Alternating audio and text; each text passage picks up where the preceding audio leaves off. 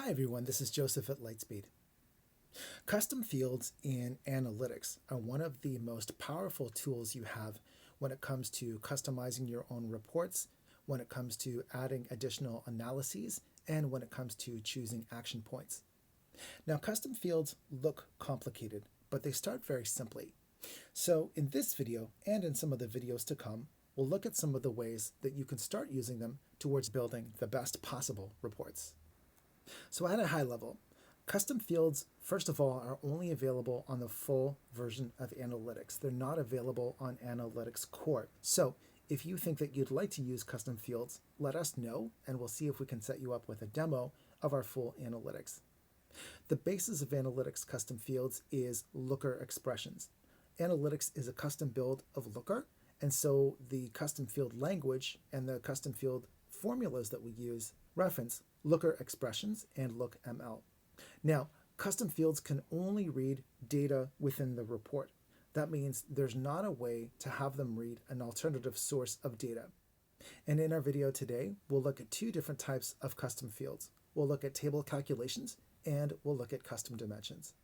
So to begin with, let's see where we can find analytics custom fields and how we can add them to our report. So, custom fields live above the dimensions and measures that you have on every report. So if you don't see the dimensions or measures, we can open them up on the left-hand side of our report, and we'll see them right here. Now, some reports, like sales year over year, already have custom fields here. So in this case, we have a table calculation looking at the percent change year over year. But most reports don't have any custom fields added onto them as a default. If we want to add a new custom field, all we need to do is click on the New button, where we'll be given the option to choose a custom dimension, a custom measure, or a table calculation. If I click on any one of these, it brings up the custom field editor. So if I want to add a new table calculation, or if I want to change the formatting on an existing table calculation, this is where I can do it. So to recap, the basis of custom fields is looker expressions. Looker expressions can read report data, but cannot read data from an alternative source. Custom fields can be prepared as a function of logic, as a function of mathematics, or using a different function. Now, the custom fields have to be prepared as formulas. So sometimes you may get errors if those formulas are not prepared properly. We'll look at ways that we can fix these errors so your custom fields are working their best. So let's start with table calculations. Table calculations need the data they read to be on the table. Table calculations can read dimensions, they can read measures, they can also read other calculations. Table calculations can also read table layout, so they can see what's above or below their position, or what's to the left or to the right. Depending upon the data that your table calculations are reading, they may actually show up in different places on your report. Now, most of the time, table calculations can sort a report as long as your row limit is complete and you're not using the pivot offset function. Finally, we cannot pivot or filter using calculations. They just read and respond to data on the report. So first of all, let's say I wanted to create a calculation that just determines whether the category I'm looking at here is bikes or not. I could do that by adding a custom field and a new table calculation. So to do this, I'm going to check whether the top level category is bikes or not. We'll use an if statement for this. To begin with, I'll enter my if statement, and then I'll start looking for top level category just by typing the word top. I see it come up here, so I'm going to click on it, and we'll follow that by an equals. Then between quotations, let's say bikes. So this way I'm testing whether the top level category I'm looking at is bikes or not. The next rule will be the results if true. Let's say if we are looking at bikes, we'll just return the word bikes. We'll follow that by a comma and then add the results if not true. So in this case, we'll say not bikes. Let's give this a more meaningful title. and we'll save. So if I've prepared my calculation properly, we'll get this green column added to the report. Now, the only thing this calculation is looking at is the top level category. So it shows up right here next to the top level category. We can also see that the calculation is returning the result of bikes when bikes are present, but returning not bikes for every other top level category. Now, what if instead of looking at the top level category, I actually wanted to look at the count of sales? Using the same rule, let's say if I'm looking at bikes, I want to return the number of sales, but if not, I want to return 0. So I could go back to my table calculation and we'll edit. Let's say if my top level category is bikes, I want to return the number of sales.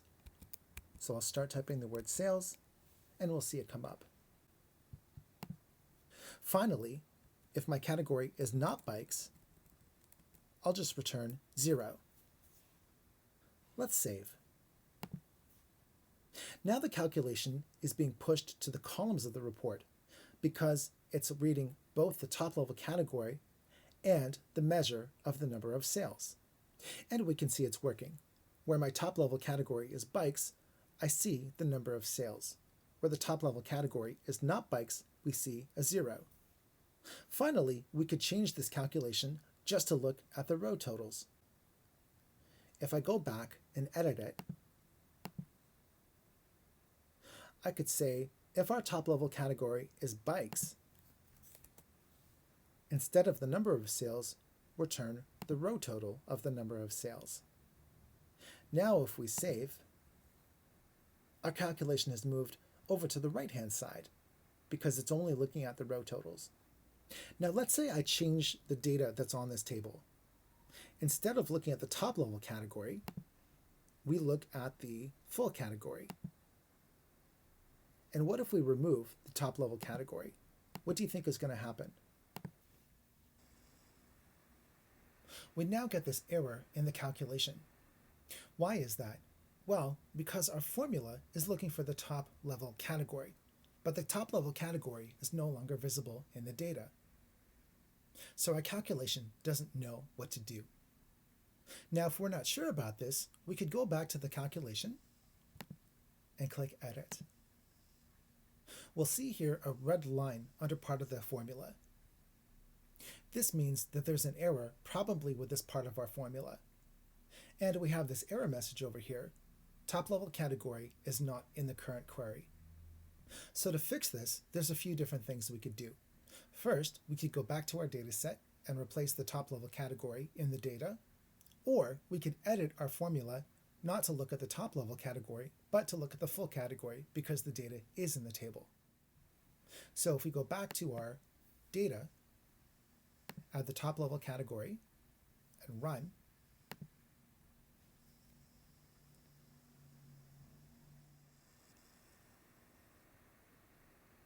now our calculation is working as expected. Now custom dimensions are prepared in a similar way, but they're a little bit different.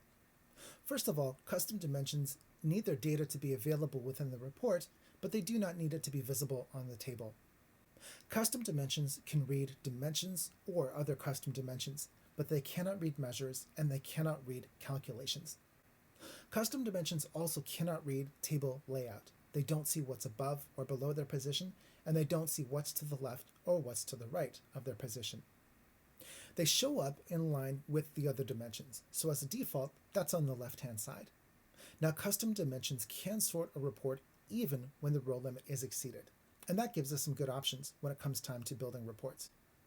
Finally, we can filter or pivot using custom dimensions. So we're back on the report now, and we're using our table calculation to identify the top level categories that are bikes compared to the top level categories that are not bikes. Now this calculation is looking just at the top level category, which is a dimension. So I could open up our table calculation, edit it, and I could copy this. Now, if we start a new custom dimension, I could paste it. Let's give it the same category. and we'll save. Now we need to run the report to have the custom dimension work in the background. So we'll go up to the Run button.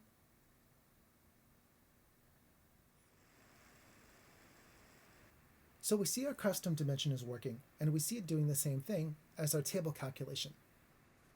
Now, if I remove the top level category from the report and run the report again, what do you think is going to happen?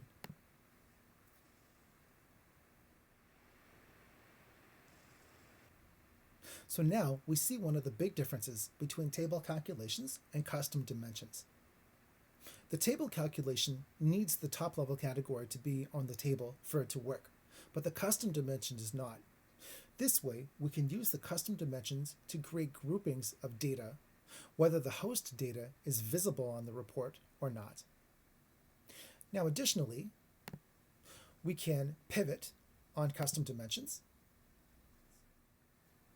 And if we unpivot the year and run the report,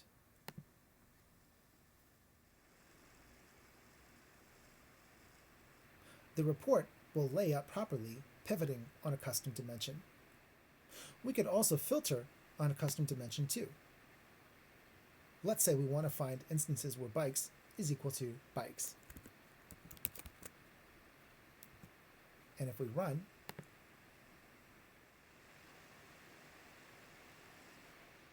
we'll get the results just for this part of the custom dimension. There's a few common reasons why we might get errors in custom fields. First of all is the source data gone. Like we saw with the table calculation, if our format is referring to any data that's on the table, that data needs to stay on the table.